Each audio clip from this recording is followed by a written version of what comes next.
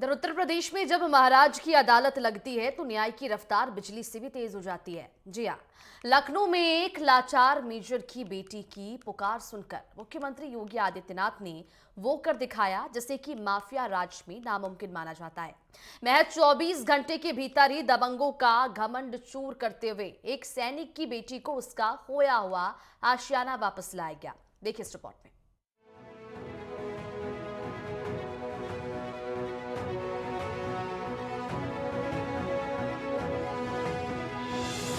उत्तर प्रदेश में माफियाओं के लिए काल बन चुके मुख्यमंत्री योगी आदित्यनाथ की संवेदनशीलता का लोहा आज पूरी दुनिया मान रही है। मामला मेजर बिपिन चंद्र भट्ट की बेटी अंजना का था, जो सीजोफ्रेनिया जैसी गंभीर बीमारी से जूझ रही थी।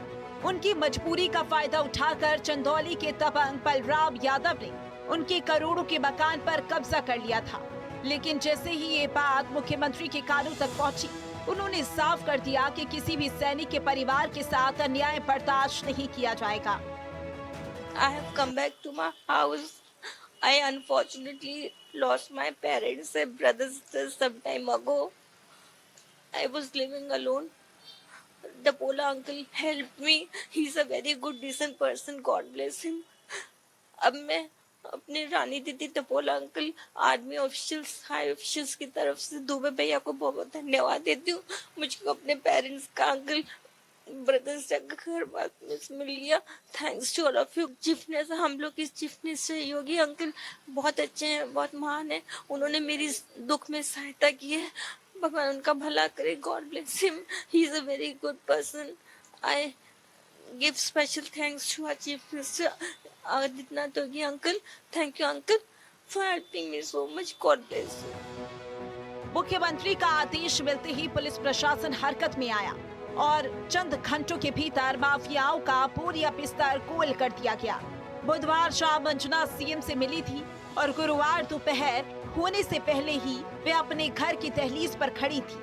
योगी सरकार के खौफ का आलम ये रहा कि पुलिस ने तत्काल आरोपी बलवंत और मनोज यादव को गिरफ्तार कर जेल की सलाखों के पीछे धकेल दिया। अंजना भट्ट पुत्री बिपिन चंद्र भट्ट के द्वारा थाना गाजीपुर पर एक प्रार्थना पत्र प्रस्तुत किया गया कि उनके मकान संख्या A418 पर बलवंत यादव नाम के आदमी ने अवैध रूप से कब्जा कर लिया है।